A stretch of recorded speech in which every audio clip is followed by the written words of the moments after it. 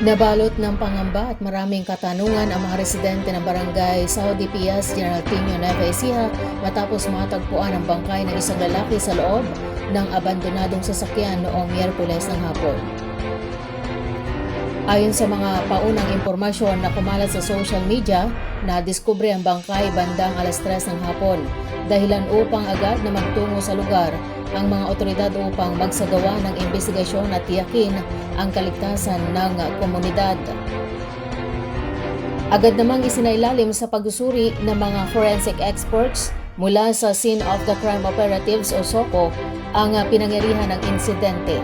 Kabilang sa kanilang sinuri ang sasakyan na Black Ford at may plakang NIK 5986 at iba pang posibleng ebidensya makatutulong upang matukoy ang pagkakakilanlan ng biktima at ang tunay na sanhi ng kanyang pagkamatay.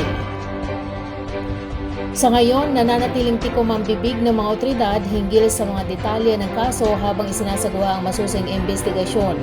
Wala pa ring inilalabas na opisyal na ulat kung may nakikitang foul play o kung may mga person of interest na tinututukan. Dahil sa insidente, umani ng iba't ibang reaksyon mula sa mga netizen at residente ang pangyayari. Marami ang umaasang agad na mabibigyang linaw ng mga otoridad ang kaso upang mabawasan ang agam-agam ng publiko at mabigyan ng kasagutan ang mga naiwang katanungan kaugnay sa pagkamatay ng lalaki. Patuloy naman ang panawagan ng pulisya sa sinumang may mahalagang impormasyon na maaaring makatulong sa investigasyon na makipagtulungan sa mga otoridad. Habang hinihintay ang resulta ng forensic examination at opisyal na pahayag ng pulisya, nananatiling nakatuon ang pansin ng publiko sa kasong ito na kasalukuyang iniimbestigahan sa General Tino, Nueva Ecija. Nagbabala ang isang tindahan sa kanilang mga customer at kapwa negosyante matapos umanong mabiktima ng panlilinlang na may kaugnayan sa isang GCash transaction sa Barangay Diaz Garcia, Cabanatuan City. Ayon sa impormasyong ibinahagi sa social media, isang babae ang nagtungo sa tindahan upang magpa-cash out. Ipinakita umano nito sa tinderang isang transaction receipt bilang patunay na naisagawa na ang pagpapadala ng pera. Gayunman, nang beripikahin ang transaksyon na pag-alamang hindi pa pala natatanggap ang halaga at hinihinalang peke ang ipinakitang transaction confirmation. Dahil sa insidente, nananawagan ang biktima sa publiko na maging mas maingat sa pagtanggap at pagproseso ng mga digital payment transaction. Pinapayuhan ang mga cash out outlet at mga negosyong tumatanggap ng online payments na tiyaking pumasok at nakumpirma muna ang transaksyon bago maglabas ng pera o magbigay ng serbisyo.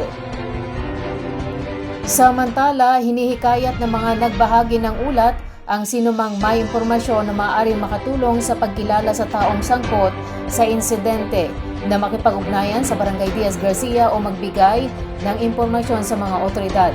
May nagsabi pa na nabiktima rin siya ng nasabing scammer. Paalala naman sa publiko na beripikahin muna ang lahat ng transaksyon at iwasang umasa lamang sa screenshot o ipinapakitang resibo upang makaiwas sa mga nakahalintulad na insidente. Patuloy na pinapaalalahanan ng lahat na maging mapanuri at mapagmatsyag laban sa mga posibleng panlilinlang na gumagamit ng mga peking digital transaction records.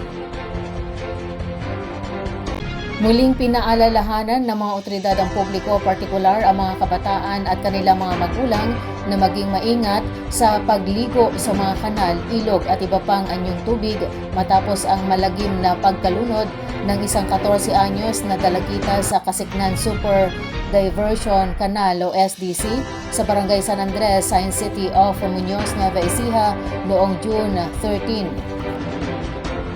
Batay sa paunang investigasyon, naliligo ang biktima kasama ang dalawa nitong kaibigan nang mapunta ito sa mas malalim na bahagi ng kanal bandang alas 2 ng hapon. Agad namang humingi ng tulong ang mga kasama nito sa rescue team ng lungsod.